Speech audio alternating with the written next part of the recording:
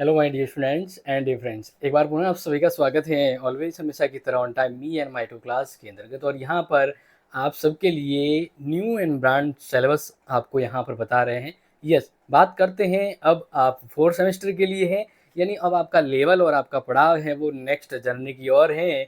तो बात करते हैं यहाँ पर, जैसे कि मैंने आपको पॉलिटिकल हिस्ट्री और हिंदी साहित्य का सिलेबस बता दिया है, जिनके हैं वो चेकआउट कर लीजिएगा, आपको हमारी न्यूली प्लेलिस्ट में मिल जाएगा। अब यहाँ पर हम बात करते हैं आज आपकी जियोग्राफी के सिलेबस को लेकर, और इसमें आपके एग्जाम पैटर्न को भी साथ में आपको डिस्कशन किया जाएगा। एंड विद बात करते हैं इंग्लिश और हिंदी दोनों ही मीडियम में, तो बिल्कुल। और क्लास के मीडियम बाद में मुझे ज़रूर बताएं कि आपकी थर्ड सेमेस्टर और फोर्थ सेमेस्टर के बीच कौन सा है ज़्यादा टफ और कौन सा है इजी, एंड कैसे आप इसको पढ़ना पसंद करेंगे। और वैसे हम आपके साथ जुड़े हुए और आपको पूरी की पूरी, जिस प्रकार से हमने लास्ट टाइम में आपको धुआंधार मैराथन दिया था वैसे ही इस बार भी, लेकिन इस बार आपको सिलेबस को कंप्लीट करवाने की कोशिश करेंगे, क्योंकि मैराथन की संभावना कम रहती है। लास्ट टाइम में आपके एग्जाम ज़्यादा हो जाते हैं तो टाइम सिलेबस नहीं हो पाता पूरा, तो इसलिए हम पहले ही आपकी इंपॉर्टेंट क्लास करवाएंगे। तो जुड़े रहिए। और हाँ, बात करते हैं आपके सिलेबस पर।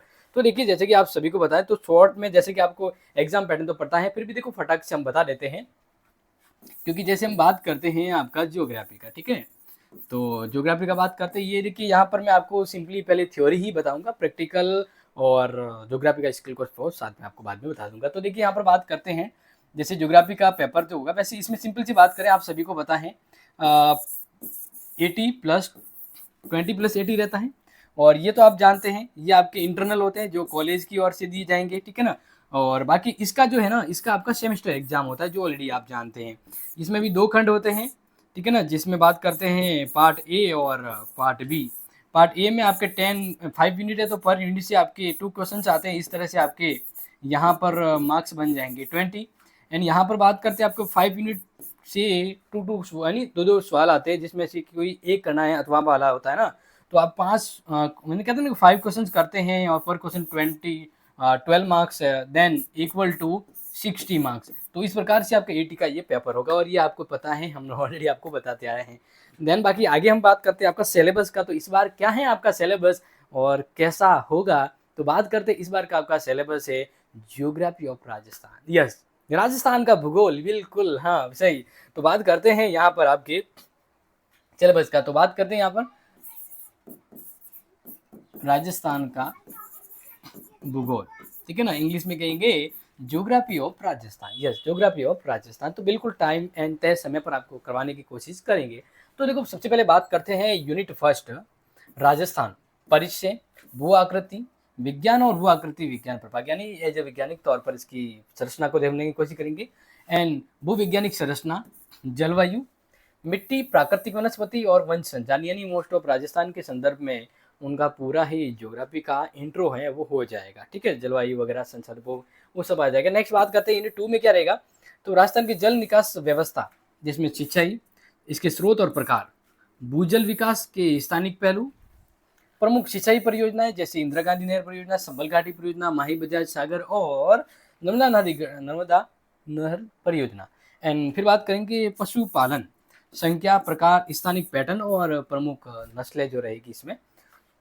फिर यूनिट थर्ड की बात करेंगे तो कृषि, राजस्थान के संदर्भ में, प्रकार, फसल पैटर्न, कृषि भूमि उपयोग, प्रमुख फसलें जैसे गेहूं, मक्का, बाजरा, तिलहन और कपास। फिर है कृषि की समस्या, राजस्थान के कृषि क्षेत्र, कृषि की समस्या के तहत राजस्थान के कृषि क्षेत्र को समझेंगे, जिसके अंदर फिर इसके बाद नेक्स्ट रहेगा खनिज संसाधन, इसके महत्वपूर्ण खनिजों का विवरण देखेंगे और उनके भंडार। इसके बाद उद्योग जैसे कपड़ा, चीनी, सीमेंट, संगमरमर, जस्ता, तांबा, पेट्रोलियम, जैसे आपने भारतीय भूगोल के बारे में जाना था नेक्स्ट टाइम, तो इस बार आपको राजस्थान के समझ में समझना, ओके।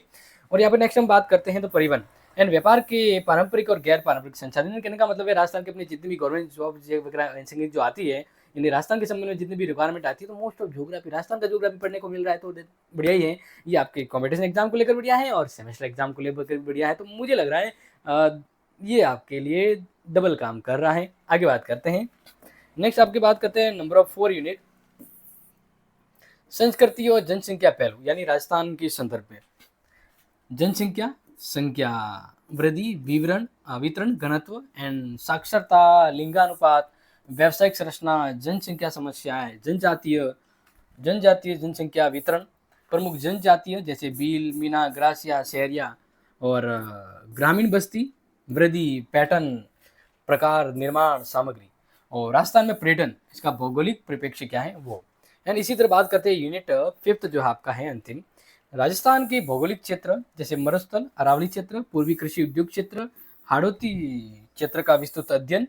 इसके अलावा सूखे और मरुस्थलीकरण की समस्या, विशेष क्षेत्र विकास कार्यक्रम, राजस्थान में खतरा प्रबंध, ये देखा जाएगा आपके इम्पोर्टेंट पूरे 5 यूनिट को लेकर ज्योग्राफी का आपका सिलेबस, यानी राजस्थान का भूगोल जो है वो आपका रहेगा सिलेबस। तो अब मुझे बता जरूर दीजिएगा कि कैसा है सर इस बार का सिलेबस, और क्या आप रेडी हैं नंबर ऑफ 4th सेमेस्टर की क्लासों को लेकर।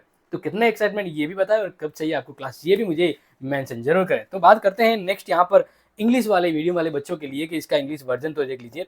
देखिए यूनिट फर्स्ट राजस्थान, क्योंकि ये ज्योग्राफी ऑफ राजस्थान है, ज्योग्राफी ऑफ राजस्थान है, ठीक है। देखिए introduction, physical graphic division, geological structure, climate, soil, nature, vegetation सही है, एंड फॉरेस्ट रिसोर्सेज।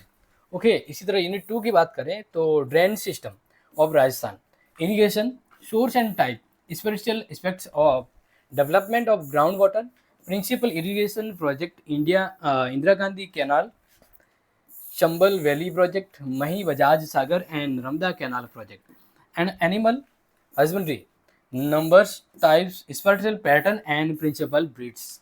इस तरह बात करते हैं यूनिट 3 को लेकर तो agriculture, type, cropping pattern, agriculture land use, principal crops, wheat, maize, bajra, oil seed and cotton, problem of the agriculture region of the Rajasthan. And इसके बाद इसमें है mineral resources, distribution and reserve of the important minerals. And next बात करते हैं industries, textile, sugar, cement, marble, zinc, copper and petroleum.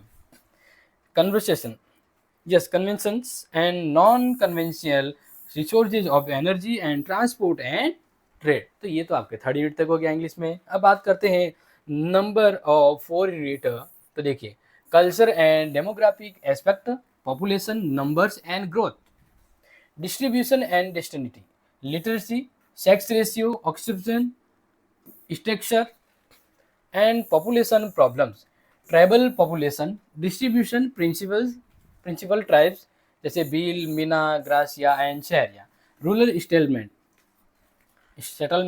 Growth pattern, types and building material, tourism in Rajasthan, geographical perspective. Okay, and number of बात करते हैं unit 5th को लेकर तो geographical regions of the Rajasthan, detail study of the Marusthali Aravalli reason, eastern agro industrial religions and Hadoti religion. ये region है, okay reason.